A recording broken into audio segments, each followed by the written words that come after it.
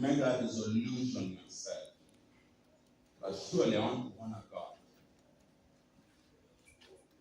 Last is like what Solomon says in the book of Songs chapter 2, verse 15. Little foxes that does what? Finishes the vineyard. Solomon says, catch the little foxes. In fact, I'm talking about this last 4 desires. Because if you don't deal with them, Songs 2:15. When you don't deal with them, everything will come down. And you notice in the very same book, Songs, there's one verse that has been repeated 3 times. O daughters of Jerusalem, do not awaken love before you sow desires. Now, this describes the little foxes that ruin the vineyard. Our vineyard that is in bloom. You are in the brightness. You must arrest these little foxes.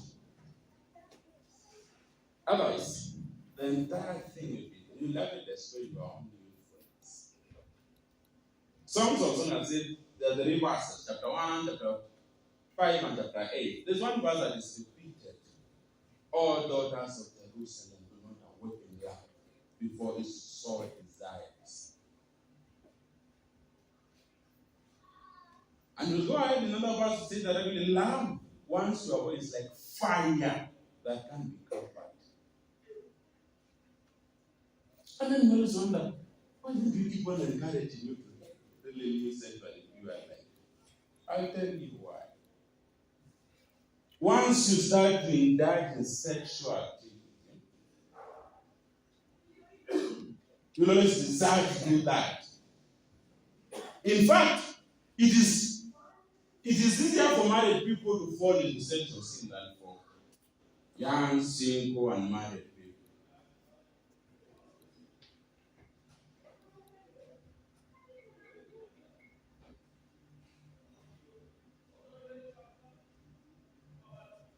Because your body has been exposed to a fire that can be covered.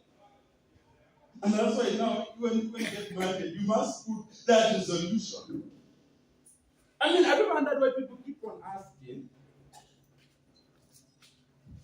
We keep on asking this question. The wife is so beautiful. Why did he cheat on me? You think the problem is a woman? Or you think the problem is a man? No. It's a lust in their hearts. Once their hearts have been exposed, their bodies have been exposed to fire, and you don't have the self-control, what happens? You don't sleep around. It's never a question of your spouse. It's your own trouble in your own heart. Another thing you're saying now, people must always resolve. But we always encourage, please don't indulge, please don't indulge. But you're like, surely you must spice up relationships. Spice up what? Relationships. Do what? Spice up. What are you spicing up? An illegal entity. That in fact, we don't recognize as a society. Have you ever noticed that even if you're in a relationship, you are dating somebody, when you are filling the official forms, I'm going to say you're single, married, you feel married. How are you single? But in a relationship, why do you think single? Yes? Because you are not married, whether married or unmarried. But now people want to keep on stealing. And I say it. Now I'm going to emphasize, please don't allow somebody to steal things. Actually, I my name in Africa.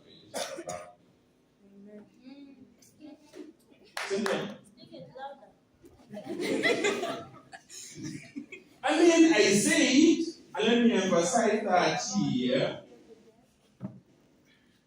If there's a man enough, young ladies, my dear sisters, let him go and ask your father for those things that he wants from you.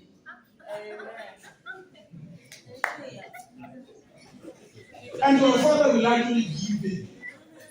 He will walk you down and one day he will be a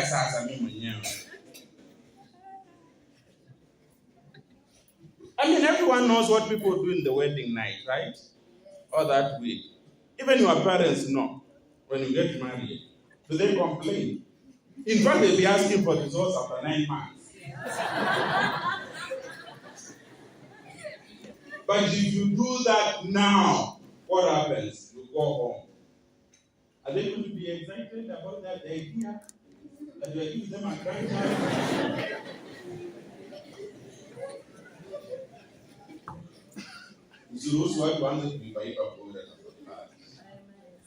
You must resolve in your heart. You see the book of Daniel chapter 1 verse 8. And Daniel made a resolution in his heart not to defile himself, the king's delicacies, all the meats and the wines that were offered at king's table. Why did Daniel make this resolution? It's for a simple reason that the meat, the wine that were offered at king's table in Babylon were first offered to the gods of Babylon. And Daniel knew, as a descendant of Judah, it is indicted in them exactly as sin against God.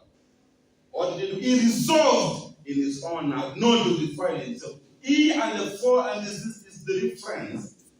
And we see the Lord gave them a distinction with the rest of young men from Judah who indulged in those things. Because they were 10 times better than them. And these ones were only eating kunde na maji. We can learn from Job. He made a covenant. He made a commitment. He resolved not to look at a young woman. Lastly, we have to make that resolution ourselves. We have to do like David in the book of Psalm 139 verse 23-24. Ask the Lord, would you search me? If there's any form of lust, any form of wickedness in my life, would you remove it? Would you guide me in your ways? And you can see what Paul exhorts his son Timothy in the book of 2 Timothy chapter 2 verse 22. There's Timothy, run away from youthful passion, pursue righteousness, holiness, faith, or with those who call upon the name of the Lord from a pure heart. Run away. You have to make that resolution yourself. You must make that even if I will fail this paper, even if this lady will leave me, I will not indulge in these things. Why? Because I want to honor Christ. I want to live for Him. I want my life to be reflective of Him. Why is that? Because He Himself was tempted like myself, and He overcame. And on Him, on His own overcoming, I am also going to do what? To overcome. There is that assurance when we depend on Him that we are also going to overcome every sort of temptation. And this will keep on coming to us every single day. The fourth thing that we must do is to avoid circumstances, places that will cause us to sin against God. Being in the wrong place, being in the wrong company. We see Psalm 1:1. The blessed man does not walk, does not sit, does not stand with sinners, with mockers, with all this kind of people. He makes that decision that he's not going to be in this place. He actually avoids that route. He actually chooses another path to walk in. We see the book of 2 Samuel, chapter 11, verse 1 to 28. These are 11, verse 1 to 28. These are passages that we all know. It's about David, King David and Bathsheba. What happened? The Bible says in the time that kings were supposed to be in Babylon. What happened? David was somehow left around in Jerusalem. And then he was lazily walking around Bagorofa. And then he spotted what? A wife of one of his loyal soldiers. Doing what? And what did he do? He lasted after her. And he sent for her to be called. And you know what he did next? He slept with her. She conceived. But notice, if David was not there, would he have fallen into that kind of a sin? Absolutely not. He was supposed to be in battle. I want us to go to verse 1. In the spring, at the time when kings go off to war, this gentleman said, surely, here and then, if you're going to have, the quarter, don't be a report. Why didn't they say you do good? You see, you got to find a gate. Find a gate. Sana dada, uko duku pekeni. Na mnakaa kwa plot. Na kunanyesha.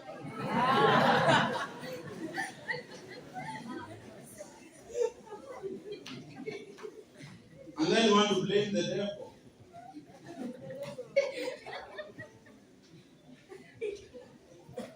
Surely you took yourself there. And you knew surely. But you do go about niongelesha hapana. Na tunakuwa tukiongea hapana kwa sababu let's find a gate. Random mwambia hapana. And you took yourself there.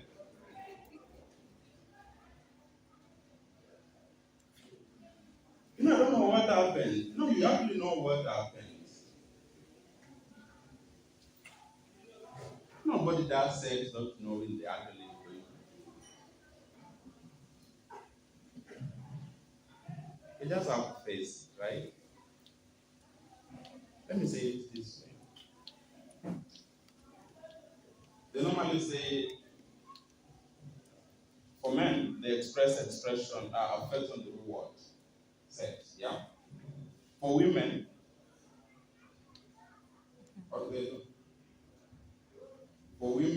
sex is an act of it's actually a result of an act of affection.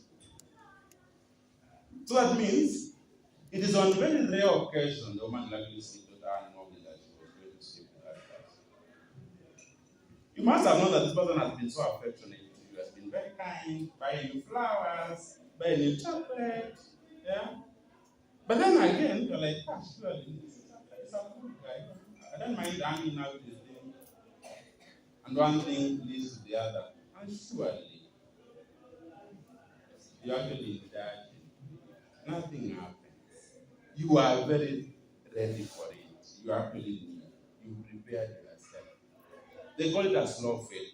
Carson sings a song called Slow. It's a slow faith. You think about this slowly. Sometimes, guys, this and this. You can never sleep with somebody who's a stranger to you. Yes, it happens that people do that, but it's a very rare occasion that you just walk in. A stranger. Walk a command that allowed something happens. Doesn't happen. A gentleman just knows he has been scheming. Bishop, yeah? Amekuwa akiweka mikakati pole pole. Innocent. Avoid. You just be in the right place at the right time. If you have to visit to a group, mtembelea mchana, mfungue dirisha milango.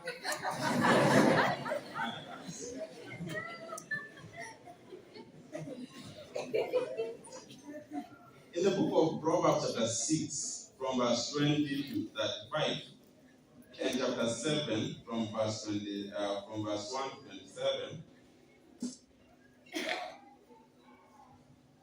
we see a young man who is actually walking in the wrong places. And he's deceived. Chapter 6 of Proverbs, from verse 1 to 35, and chapter 7, from verse 1 to 27. He's actually deceived by a last woman, by a very skillful woman. It's not more than only people thing, it's a woman who schemes. I like women scheme. Yeah? I know there's something that will not resist. Umekuwa ukinikataa, niko na dawa yako. Ndakualika, utakuja. Unakuja kuniambia tu lakini whatever I put to you, you're not like it. Well, you actually like it. That's what they say. And that's to take now. There's a lot of discussion about lust in this chapter 6 from verse 20 to 35. A lot of discussions. Yeah? Do not lust in your heart after the beauty, or let her captivate with the eyes. Exactly Solomon speaking. Talking about was a very skillful woman. I don't know my son. When I remember, when I remember, do not last in your eyes. What happens? Others go to verse 35. There's a story, there's an entire story. It actually gives the account of what you are sleeping with. It's a married woman. This is a married woman who is actually tempting and married a young man. I want us to go to verse 34. Now, this is the husband now. He will not really detect. Well, jealousy arouses the husband's spirit and he will show no mercy when he takes it. You can be able to see why people kill when they realize that you're sleeping just yeah? Tell the men when you find that your wife has been sleeping somebody else, you want to kill that other person. They don't accept any compensation, you refuse a bribe, however great it is. You are going to be killed. But Solomon is telling them, son, in fact, you allow this married woman to deceive you. You last after her in your heart. She invites you. I want you to go and read this chapter. You see the sequence that follows. The invitation to indulge. Busy. You know, it's always this kind of husband who's not caring.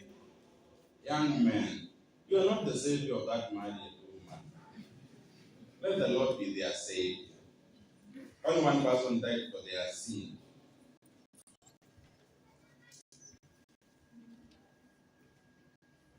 Keep from the neighbor's wife, from the smooth talk. So, you read this one, you wonder, my goodness. It's a skillful woman who is in. But I don't have to go to chapter 7. You will read this on your own time. Chapter 7, from verse 1 to 7. But I want us to focus on verses 7 to 10 for our purpose. Again, this is another woman. Now, this one dressed those clothes. Yeah? Now, this is someone saying, I saw among the simple, I noticed among the young men, I used the word nonsense. 28. He was going down the street near our corner, walking along in the direction of our house. The wrong place. Surely wrong place. Wrong place. At what time? Wrong time. Journey. Right. At the dark of the night searching. Then what happens? A woman comes. What has she done? What has she done? She's dressed like what? Why do you think she was dressed like that? And again, by the time we are reading verse 27, you see the destruction that comes with this. It starts last and then it progresses to the actual thing. And then the ultimate point of all this kind of conduct is what? Is destruction. There's no life. There's no life. There's no joy. It's very fleeting life. And that's why when you are sleeping around, you don't want you to know that you are sleeping around. In fact, you want to make you so still that it doesn't know. But when you are married, you are very comfortable when you know that you are married. What's the difference? What do you think? Young ladies, young people. Yeah? When you're sleeping around, nobody knows. When you go to campus, when you're we can make sure the vice chair doesn't see.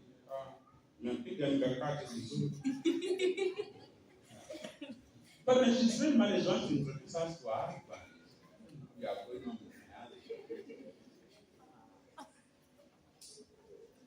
because the ultimate point of all this kind of conduct, you know, the scripture doesn't call it what you want to call it. This is not called sex. It's actually called fornication. It's actually called sin against yourself.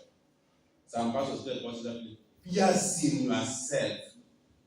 It's quite useful when you do the Panza Leo, Kesha Dana, Kesha Buddha Dana. I don't know. You have to destroy your own life. Talking about avoiding the wrong place. Yeah. Again, we saw the psalmist, chapter 1. This righteous man who avoids this place can fix it. The fifth point, this is the last point, is setting your heart and mind on the heavenly things. So you can't live life for now. You must live life for another sense. What is Christ calling us to live a sexually pure life? Are you staying there like that for your husband? That is a short-lived focus. Surely you are not in that sense because of your future wife and husband. Surely that is a short vision. Very short vision. The reason why we don't indulge and why Christ calls us not to indulge in this kind of activities is because our lives are his. He's living a life of consecration unto the Lord. And that's why marriage and celibacy are two sides of the same coin. The purpose is one, a life of full devotion to the Lord without any distraction. You get married right now, you can find emotional support, sexual support, every kind of support from your spouse, so that now your focus is one, honoring Christ. So then, now we are pursuing a life of purity as young people, or as young people, our pursuit should be that Christ is glorified. Whether I ever get married or not, my husband or my wife just benefit from that part. But my focus of pursuing purity was not for them. Because of Christ. And then when you get married, you call it sex. You will indulge in sexual intercourse with your spouse. Why? Because it is not sinful. Honoring God. The whole concept people talk about, no, can't sexually pure until you get married. No, you stay sexually pure until you get married. All changes when you get married is you cease to be a virgin, but you don't remain a sexual pure person. So the concept of purity is until there, not until marriage. The pursuit is Christ glorified. And now here we are saying the last thing is setting your heart on the heavenly things. Romans chapter 12, verse 1 to 2. Romans 12, 1 to 2. Now Paul is speaking to the church in Rome. Church that is in a very corrupted time, very corrupted society at that point. And he's telling them this, therefore I urge you, brothers and sisters, in view of God's mercy, to do what? To offer your bodies as a living sacrifice, holy and pleasing to God. This is your true and proper worship. Verse 2. Do not conform to the patterns of this world, but be ye transformed by the renewing of your mind. Then you'll be able to test and approve what God's will is. It's good, pleasing, and perfect will. You must link those two things. Offering your body and transformation. The essence is what? For God's will to be glorified. For God to be glorified. The purpose is setting yourself for another purpose, which is Christ. You are living for a higher calling. Now, it is you, and you're carrying yourself to the altar and lighting fire on yourself. You offering your own self, offering your own body, for a greater purpose of Christ being glorified. Hebrews chapter 12, verse 1 to 2. Hebrews 12, 1 to 2. Paul has discussed a lot around the heroes of faith that I'll be able to revisit in a few. Now, it's now charging the believers after now discussing the heroes of the faith. Then, now, therefore, since you are surrounded by such great cloud of witnesses, which witnesses is Paul speaking about here in chapter 12, verse 1? He's only speaking about the witnesses in chapter 11. Chapter 11 is what we call the heroes of faith. Now, Paul is telling us, you are surrounded by these great witnesses that I've spoken of earlier on. Therefore, do what? What is he charging them to do? Therefore, let us throw off every single thing that hinders and the sin that so easily entangles us. And do what? And run our race with perseverance. The mark that is marked for us. verse 2. Fixing our eyes on who? On Jesus, the pioneer and perfecter of faith. For the Jews said before him, he endured the cross, scorning his shame, and sat down at the right hand of God, at the right hand of the throne of God. Paul is telling us now, you guys are surrounded by a very great crowd of witnesses. Throw away every other thing. What is that relationship that has been very sexual, very sinful? You break it off. Break off from that sexual relationship. Break off from that brother or sister that is not encouraging you to pursue Christ. Throw away all these things. Cut this entanglement. All of them. And then run you and let you persevere. I know they have to break. It's painful. But you're like, for Christ's sake, I will do what? I will run. I want us to be able to juxtapose that with chapter 11 verse 15 to 16. Now to discuss a little bit about this witnesses that now Paul is charging us to run our race for. Now, these witnesses that Paul was speaking of, chapter 12, said this. If they had been thinking of the country they had left, they would have an opportunity to return. Mm-hmm. Instead, they were longing for a better country, a heavenly one. Therefore, God is not what? God is not ashamed to be their God, and He has prepared for them a seat. These people, this great cloud of witnesses, their longing was not for life now. They are longing for something bigger. Their longing was Christ. They never set their hearts. When you read the old chapter of Hebrews chapter 11, their hearts were not captured in now. Their heart was on something else, and that city was heaven. And here, Paul is telling us that God is not ashamed to be called their God. And in fact, He has gone ahead and done what? Prepared for them a seat. Now, these are men and women that Paul is telling us now, you need to run your race. They are cheering us, they are looking at you, they are cheering you up. These men walked you on earth. They were tempted in every manner like we are, but their heart was on something else. They were heavenly minded. They had set their hearts, their minds on heaven. That everything here on earth, if it does not align to God, cut it off. That relation, that situation, they just fly in here and there, cut it off. These are the small